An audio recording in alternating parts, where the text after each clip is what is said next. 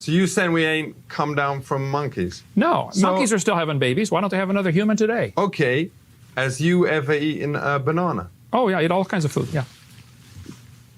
I eat a banana, that's proof. That's proof we came from a rock. That's not proof of evolution. But the banana thing got him, innit? Yeah. Well, He had to start going, oh, no. He started saying, because you started going red when I said that. Think about like you thought, oh, shit. Speaking of bananas, a young earth creationist from New Zealand by the name of Ray Comfort once asserted that the humble yellow phallus-shaped fruit was proof of God's divine touch in all life on earth. Even sunfish. Behold, the atheist's nightmare. Now, if you study a well-made banana, you'll find on the far side there are 3 ridges. On the close side, 2 ridges. If you get your hand ready to grip a banana, you'll find on the far side there are 3 grooves, on the close side 2 grooves. The banana and the hand are perfectly made one for the other. You'll find the maker of the banana, Almighty God, has made it with a non-slip surface. It has outward indicators of inward contents: green, too early; yellow, just right; black, too late. Now, if you go to the top of the banana, you'll find, as with the soda can makers, they placed a tab at the top, so God has placed a tab at the top. When you pull the tab, the contents don't squirt in your face. You'll find the wrapper, which is biodegradable, has perforations. Notice how gracefully it sits over the human hand. Notice it has a point at the top for ease of entry. It's just the right shape for the human mouth. And it's even curved toward the face to make the whole process so much easier. In reality, bananas were not always as portable or appetizing, while bananas still exist today, and they look like this.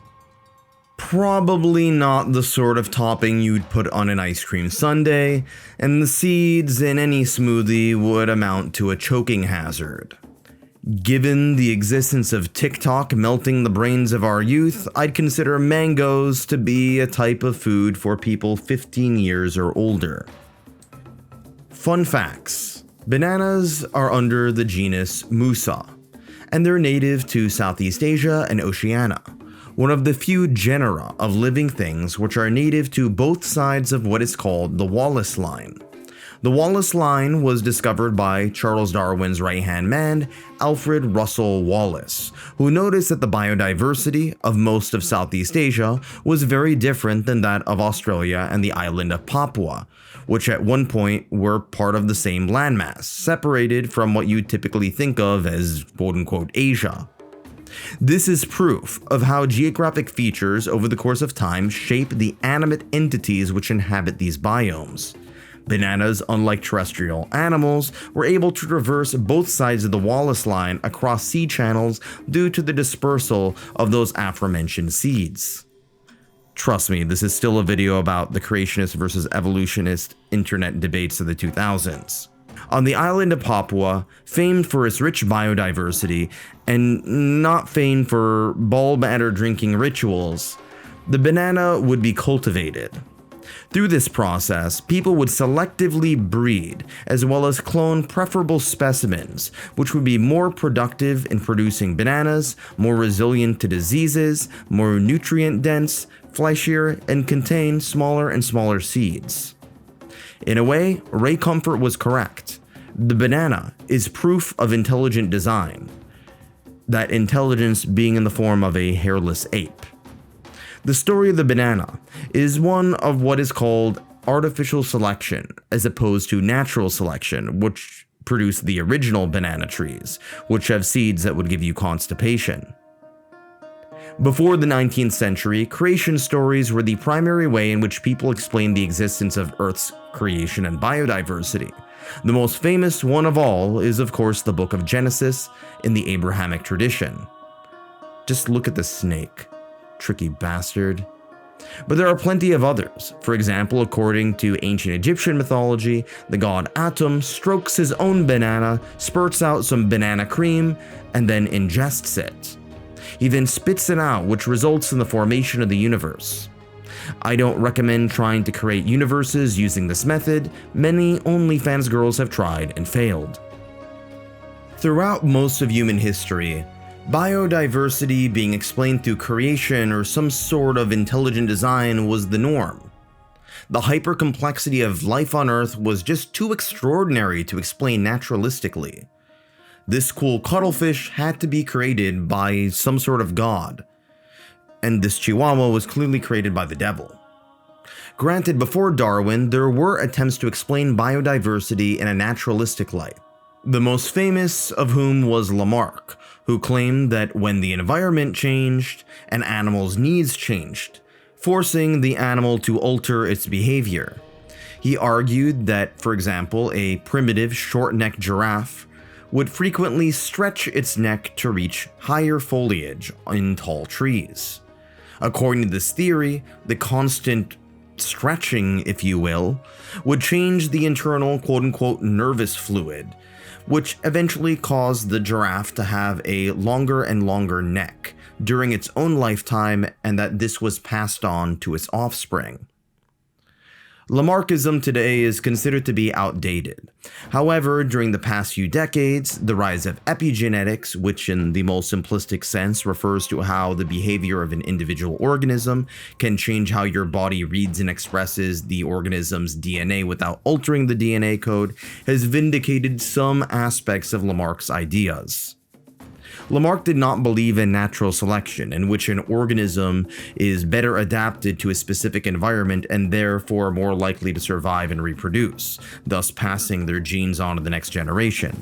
That idea goes to the name of a man we are all familiar with, Charles Darwin, who had his eureka moment studying finches from the Galapagos Islands off the coast of Ecuador. Despite Darwin replacing the necessity of God to explain the biodiversity of the world, I was surprised to see the most important church on the Galapagos Islands located on Darwin Street when I was visiting. The Galapagos don't seem to have any problem with this, but plenty of keyboard warriors during the 2000s certainly did. After Darwin would come Gregor Mendel, who pioneered the study of genetics through the power of pea plants. Gregor Mendel was not just a scientist, but also a Catholic friar. To be fair, Darwin actually had an interest in joining the clergy before he became a scientist. Maybe if Gregor Mendel had crossed banana plants together, Ray Comfort would take evolution seriously. Darwin's theory of evolution was widely accepted by the scientific community during the Victorian era, but spurred widespread backlash by religious institutions who thought his idea would end up putting God in the unemployment line along with all the other Redditors. One of the most high-profile instances of this controversy was the Scopes monkey trial in 1925, in which a high school teacher by the name of John T. Scopes violated a Tennessee law by teaching evolution, in which he was found guilty and fined nearly $2,000 adjusted for inflation, but the verdict was thankfully overturned due to a technicality. While Mr. Scopes was mocked and ridiculed during the time, he eventually aged into the 1960s and was vindicated as a hero. He actually has a day under his name in Dayton, Tennessee, and was given the key to the city. This was perhaps the most high-profile instance of religious dogma stifling scientific inquiry since Galileo. Like Galileo, Mr. Scopes was widely mocked during the height of his notoriety, but is now seen as a hero fighting for truth against the power of bullshit. During the 1980s, the evolution debate would gain prominence again with the rise of the Christian right. One of the most prominent figures during this time was Duane Gish. Duane Gish was a creationist biochemist who was notorious for blathering a ton of arguments, factoids, and talking points, along with a bunch of other drivel, all at once hoping to overwhelm his debate opponents. For this, he was awarded the honor of the term Gish galloping. If you can't back up your claims, just try to disorient your opponent by vomiting out an avalanche of horseshit. Gish galloping is a dishonest tactic which most likely leads you to the incorrect conclusion, but is very effective in confusing those with high IQs and duping people with low IQs. Gish galloping is so effective as a rhetorical tactic that it was actually picked up by the Kremlin's online propaganda machine.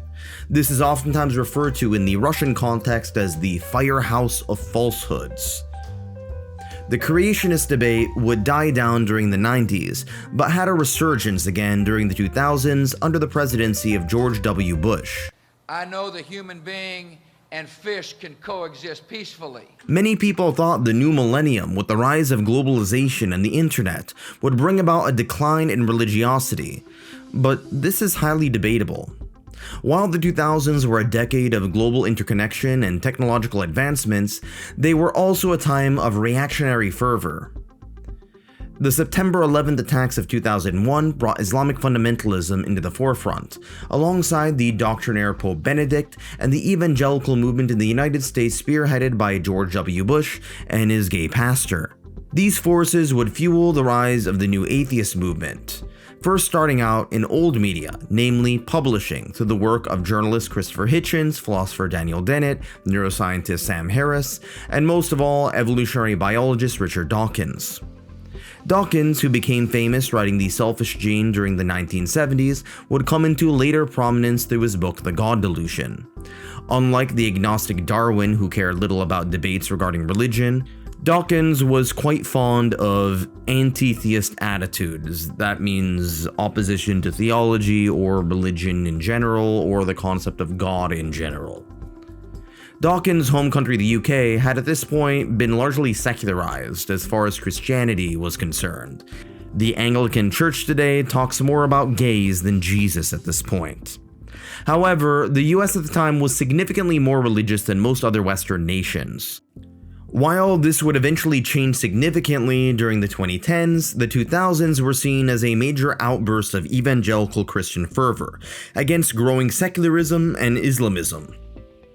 2 decades later, the UK is probably set to have more religious influence than the United States, at least in electoral politics, due to its large Muslim population.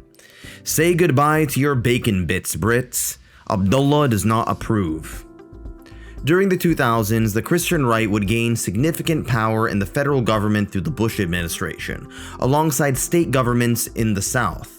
Their agenda included opposition to abortion, gay rights, support for Israel, aggressive foreign policy towards Islamists, opposition to sex ed, and teaching some form of Christian creationism in the classroom, be it young earth creationism, old earth creationism, or perhaps intelligent design. I don't believe in evolution, I know creation's true.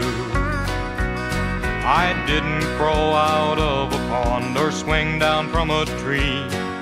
Adam is my ancestor and not a chimpanzee. One of the most prominent creationists at the time was the Australian apologist Ken Ham, who adheres to the literal interpretation of the Bible and claims that the Earth is 6,000 years old. With carbon dating, we now know that this Venus figurine is over 40,000 years old. I'm quite impressed at the size of our mammillary glands, given the fact that silicone implants and plastic surgeons didn't exist 40,000 years ago. However, this didn't stop Ken Ham from setting up the Creationist Museum in 2007. You'd think big titties would be enough to change his mind, but they weren't. The museum has some pretty cool exhibits, such as this replica of the Garden of Eden, which has our ancestor Adam chilling with lambs alongside chimps, wildcats, antelopes, and other creatures. While this museum clearly isn't the best place to learn about biology, it does do a really good job at mimicking the Rainforest Cafe.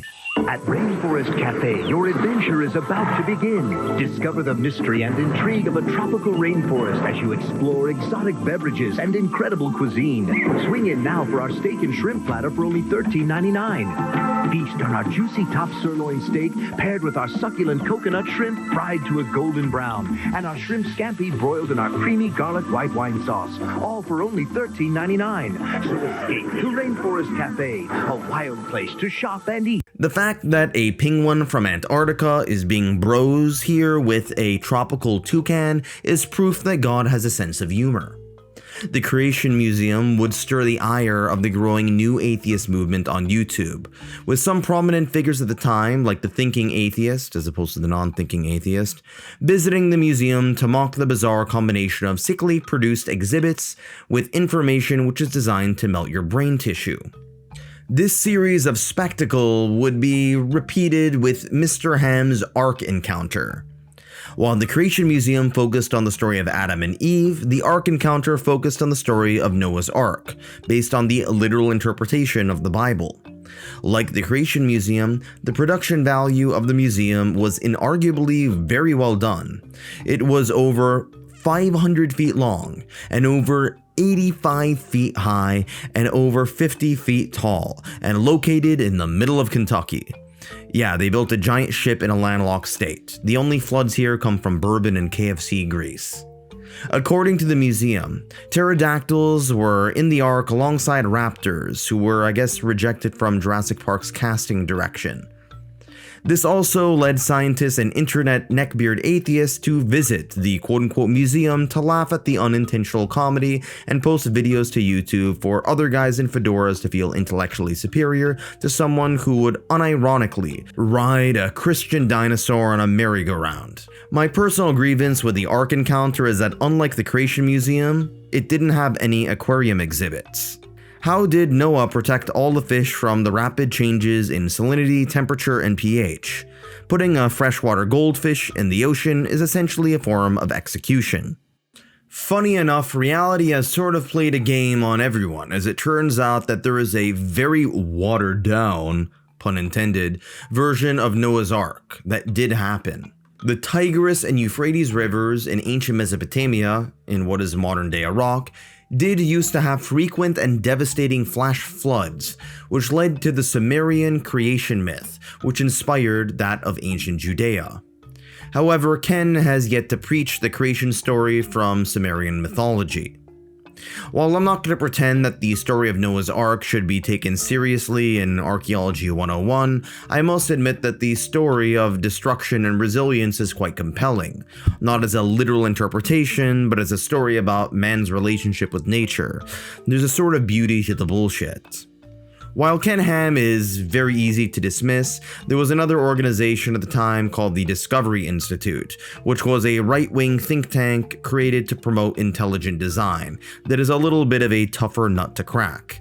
It promoted the slogan, quote-unquote, teach the controversy, claiming that schools and universities should teach both evolution and intelligent design and let the kids come with their own conclusion. While this was rejected by most institutions of higher learning, it did become a short-lived YouTube genre, as atheists and creationists clashed in 240 pp grainy videos over the subject. I do believe that God created the heavens and the earth. I have a hard time believing that the theory of evolution is actually science. I believe that is something else. But and my issue is with one of many issues I have with macroevolution. So I mean, for me, evolution is basically no more than just saying the gene pool is plastic to the environment. Do you have a problem with that? You said plastic to the environment? Yeah. What do you mean by that? That the gene pool changes over time, yes? Yes, according to the theory of evolution, yeah. Right, and so the actual instances of the organisms that you get out of those genes are selected for by the environment, such that they eventually morph to fit the environment. The gene pool is plastic to the environment. I mean, it's no more a crazy statement than saying that pool water tends to fit the bottom of a puddle. Okay. Well, my question for you would be: is what examples do you have of one kind of an animal becoming another kind of animal over a long period of time? I can understand what you mean by mutation. Irrelevant. Right? I mean, it's if you accept that the gene pool is plastic to the environment, that's it. Then you accept evolution is correct. Is a real mechanism. Okay. According to macroevolution, we have a canine. A canine is capable of becoming something that is not a canine.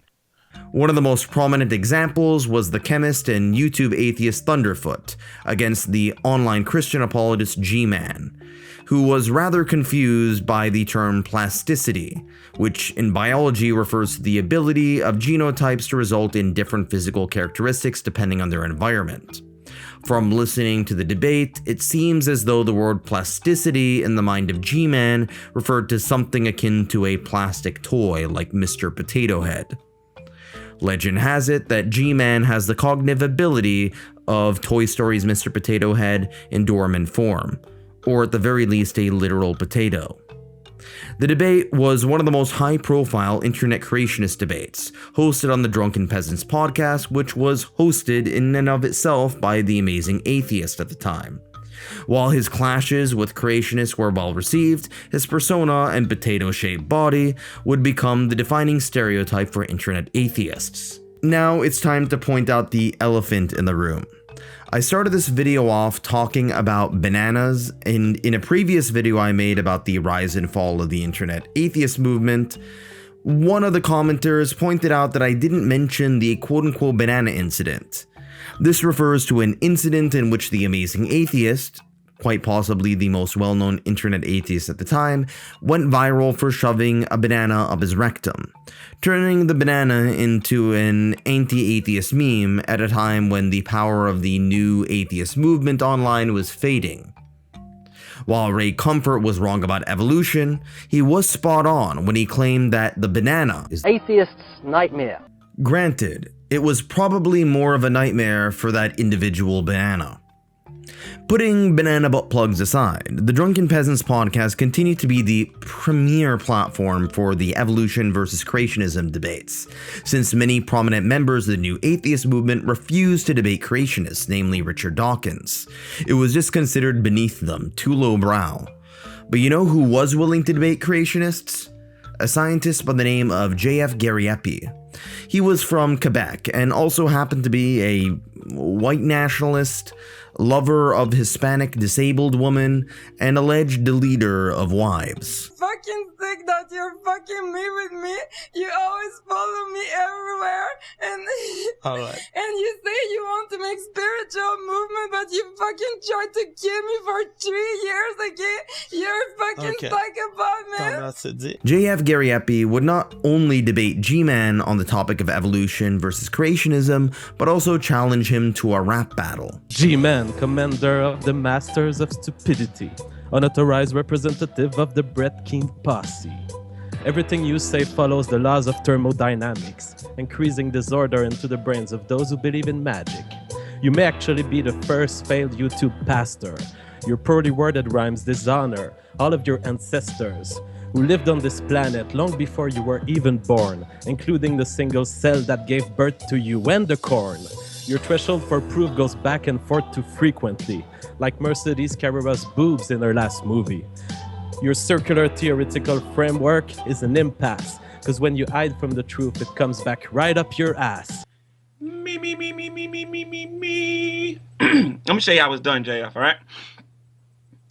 My name is G-Man, and I'm gonna rock this show to show this French fry who don't got no flow. Try to keep up, you cocky French hoe. Pull up your pants, I see camel toes. You're a doofus with lupus, you're my #1 fan. Your brain cells are gone, stop smoking that pen. Go buy a pickle with a nickel or I'll shoot you with a missile because you're too stupid to cut me with a sickle. Learn to speak English, you're in G-Man's nation. You better call Brett for that situation. I'm red, white, and blue, you're Winnie the Pooh. I smack your face and say, shock the blue. Old media debates were more respectable due to their gatekeeping and high barriers of entry.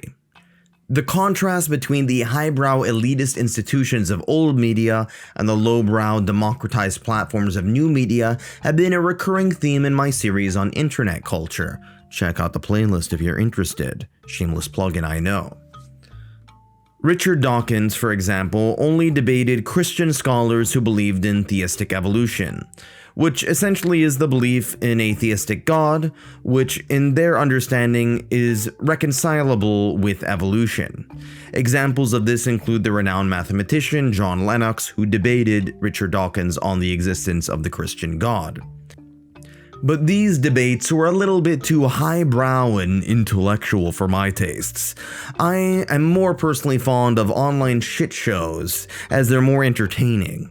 Another prominent character from this YouTube era was Brett Keane, the first major YouTube atheist who converted to Christianity and eventually has now gone into promoting creationism. Another prominent creationist was Kent Hovind, a graduate from a diploma mill / pseudo-university called Midwestern Baptist College. He would gain a fake degree in education in order to miseducate the public on why evolution is a satanic plot. You guys have this wild imagination. Wow, we all came from a potato, or we're from a rock and we're related to a potato. You need to get some real science, like the whack-a-mole game, knock some sense into you.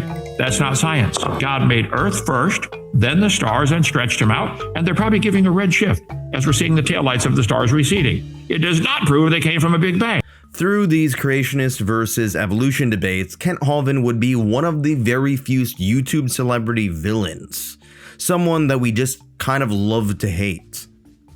On top of that, it didn't help that Kent Hovind was a notorious abuser of YouTube's copyright system. He would later be sent to prison for tax fraud and convicted for domestic violence.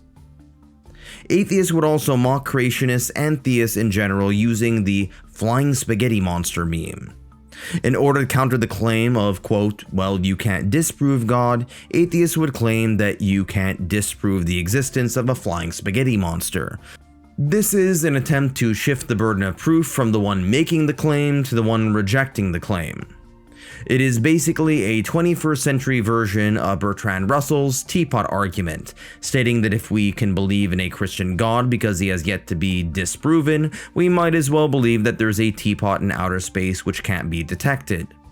This is an example of reductio ad absurdum, of which I'm mispronouncing. This is a case in which you can disprove a statement, or at the very least not take it seriously, by taking the premise to its absolute logical extreme. This can be really useful for taking on BS premises coming from dogmatic ideologues, but it can also lead to a slippery slope fallacy and strawman arguments. Spunk, so much life. If only you were an atheist. What? Well, you know, I'm open to stuff. Why is someone as outspoken as you giving themselves over to the whole God thing? Oh, I'm not totally into the whole God thing. You know, I just think, you know, you can't disprove God. Well, what if I told you there was a flying spaghetti monster? Would you believe it simply because it can't be disproven? You're right. It's so simple. God is a spaghetti monster. Oh, thank you. Jeez, my eyes are open. Hey, everyone, I'm an atheist. Really? I don't believe anybody should disbelieve something simply because it hasn't been disproven yet, but I'd argue that an entity akin to a higher level of consciousness which is beyond our comprehension is a tad bit different from a god which manifests itself in the form of a dish you'd order at the Olive Garden. This, however, didn't stop the parody religion of Pastafarianism from being created. I personally think that these pasta colanders are the second coolest religious hats after Rasta caps. I'm just disappointed that these internet atheists decided to grow neckbeards over dreadlocks. The teapot argument is heavily debated to this day, with criticism coming from both atheists and religious people, and again, it really is subject to debate and you have to look into it yourself. This is not the point of the video. While most of these creationists were Christian, there were a handful of debaters from other faiths. In the Islamic tradition, for example, the story of creation is heavily influenced by that of Judaism, but this time, God makes Adam out of clay. One such e-debater was the Islamic e-preacher Dawah Man, who claimed that the belief of evolution would lead people to becoming immoral. His most compelling argument was this. What is consequentialism? A very crude understanding is that basically we look at the consequences of our actions, and if the consequences bring about good, then that's something that's morally good. And if they bring about something bad, then that's morally bad. So that's basically how we do it. Well, in light of that, there's nothing wrong with drinking your dad's sperm, because the consequences are actually beneficial. There's nutritional value and there's no risk. No one's gonna get harmed. Your dad's basically gonna have a good bash, he's gonna enjoy a nice orgasm, and you're gonna enjoy some nice nutritional value. So the benefits outweigh the losses. So go and drink your dad's sperm. Studies on political psychology show that religious people tend to view what disgusts them as something immoral, whereas secular people are capable of feeling disgust but don't necessarily tie it to moral concerns. To be fair to Dawa Man, he didn't find sperm to be disgusting in and of itself. In fact, he sees it as miraculous. Literally. Allah says, do they not look to the sperm, the semen, the seminal fluid? Were they the ones who created it? Were we the creator? Allah is saying, did they create it? Did you create that sperm yourself? Why is Allah telling us to look to the sperm? Debates around the existence of God never really led to any resolution, since the question is conceptual and metaphysical rather than empirical. But discussions between young earth creationists and Darwinists were really just low-hanging fruit dunking on lolcows. In many ways, it was a primordial version of the YouTube commentary community, designed to mock unintentionally ridiculous people, also known as lolcows. Hey YouTubers, it's Sean, how are ya? Alright, today we're going to try and prove the existence of God. Okay, I'm going to start with just asking you a basic question. If I promised to give you a chocolate bar after an infinite amount of time, would I ever give you the chocolate bar? Yeah, the late 2000s were a time where you could make YouTube videos with a side angle in order to be taken super seriously. While YouTube would be the epicenter of these internet shit-flinging wars, Wikipedia would also become a battleground. Just check out one of my videos, Wikipedia Wars. Conservative Christians had accused Wikipedia of being scientific propaganda for its articles on evolution, natural selection, and young earth creationism. As a response to this, Conservapedia was created, the self-proclaimed trustworthy encyclopedia.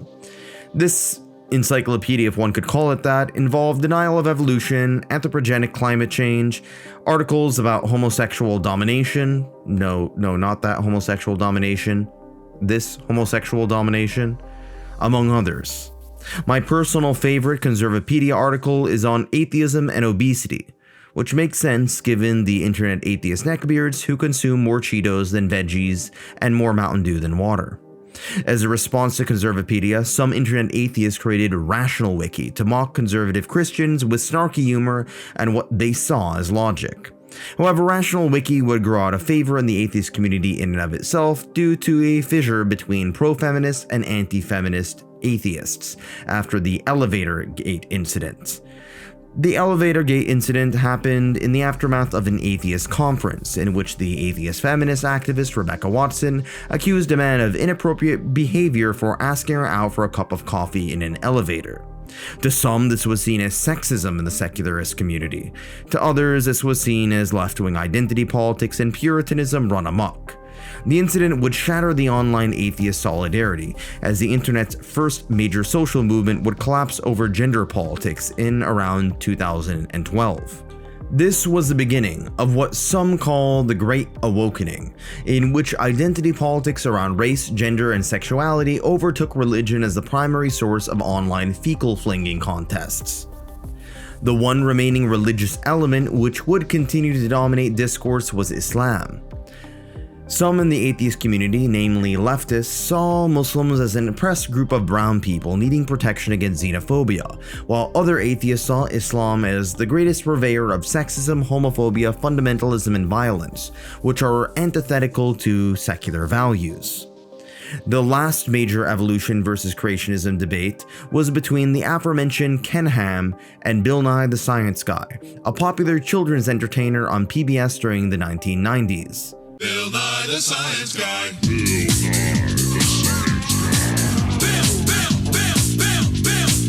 Nye the Science Guy. Science rules. Bill Nye the Science Guy. Inertia is a property of matter. Bill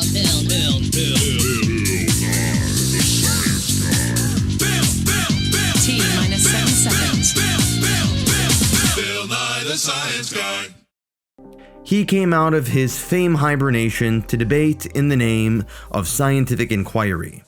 The debate was widely criticized by many in the scientific community for giving young earth creationists the time of day, while the majority of them probably will never change their mind in accordance with the evidence anyway.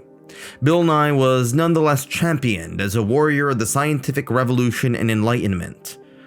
That was until his new show Bill Nye Saves the World was released, which would contain a song about gender identity, which to some was about promoting gender ideology over biology. I'd post the clip, but my previous video on the rise and fall of the new atheist movement got demonetized due to a BS copyright claim. That clip was worth losing over $1,000 in ad revenue on my part, but I will not lose another $100 in its name. Help a brother out and watch the video anyway. It helps a small channel with the algo. Speaking of the fall of the new atheist movement, by the 2010s, the movement was already losing steam as the Christian right no longer held prominence, at least in terms of political power during the Obama years, and Pope Francis proved to be far more popular with secular people than his predecessor Pope Benedict. r/atheism, one of the most popular subreddits used to mock creationists and religious people in general, was in and of itself the subject of mockery after the Faces of Atheism posts, as well as a teenager who claimed that being an atheist made him, quote, enlightened by my own intelligence, end quote. While creationists and religious fanatics were mocked over anti-intellectualism, many hardcore atheists were mocked for pseudo-intellectualism. The aesthetic of being an edgy, cool intellectual was gone and was replaced with that of the fat fedora-tipping atheist neckbeard. One of the main reasons why so many were compelled to join the new atheist movement was to gain the image and aesthetic of an edgy intellectual defending scientific truth against the armies of bullshitters and Bronze Age theology. But it's hard to have that image of a cool, edgy intellectual when you have the physical appearance in which your lips look like they're interacting more with Hot Pockets and Doritos than with women. As mentioned before, the growing controversies around feminism, Muslims, race, crime, and gender identity quickly overtook the public discourse away from debates between Christians and atheists, to the point when many Christians and atheists on the right were eventually allied with each other against many Christians and atheists on the left. Even issues like Muslim migration became more about identity than theology. During the 2010s, millennials and later Zoomers had come of age, and they were by and large more secular generations than the Boomers and Gen Xers before them. The United States was not an exception to the growing secularism, but rather a decade late to the same trend that much of Western Europe had seen. Despite this, there were some people who sought Christian values and evolutionary theory at the same time, a way of seeking meaning and structure while not outright denying indisputable facts. One major figure on YouTube is Clint from Clint's Reptiles, who is a biologist who is not an atheist yet makes many videos dunking on young Earth creationist talking points using evidence and reasoning. Other ideas such as panpsychism, the idea or philosophy that consciousness or experience is fundamental and a ubiquitous feature of our universe, eventually took charge. Well, maybe not took charge, but certainly gained prominence, as it suggested that the simplest building blocks of matter, like electrons, possess some very rudimentary, low-level form of lived experience. Then lies the distinction between metaphysical naturalism and methodological naturalism. Methodological naturalism is simply really the scientific method, the way we understand the physical world around us. Metaphysical naturalism is the worldview claiming that only the physical matter and energy exists, and this excludes any element of the supernatural, and our own consciousness can be reduced to mere matter. While methodological naturalism is set in stone, metaphysical naturalism is still up for debate, and this was probably the main mistake the new atheist movement made online. It may be true, it may not be true. If you are expecting an answer to this sort of time-old question on a YouTube video, you have come to the wrong place. I'm a guy who makes videos about cringe on the internet. Don't ask me for the answers to the universe. With the arguable exception of issues related to immigration from Muslim-majority countries, which at this point was more about culture and politics than supernatural beliefs, debates regarding religion were no longer a major part of the cultural zeitgeist, at least not when it came to the denial of evolution. The main subject of our cultural zeitgeist is quite possibly AI today. And if you think about it, AI is the product of intelligent design. This is the prompt and response I wrote on ChatGPT related to the supposed God of the Old Testament forbidding Doritos and Mountain Dew. It is a product of intelligent design. This decree by this supposed Old Testament God forbidding you from eating Doritos and drinking Mountain Dew is a product of intelligent design. With the rise of artificial intelligence, the proponents of intelligent design during the 2000s were wrong about the evolution of the human body, or for that matter, the banana, but perhaps they were correct in the long run, given the importance intelligent design is playing with our very machines and computers. Evolution produces religion as a natural phenomenon, but rarely produces atheists in large numbers. Secular societies tend to have lower birth rates, which probably is not the best strategy in terms of natural or sexual selection. When atheistic societies are created en masse, they tend to resemble religious societies more than they like to admit. Just look at the communist societies of the 20th century. In other words, evolution produces us humans, and us humans keep producing religious thought. Reality has played a game on all of us.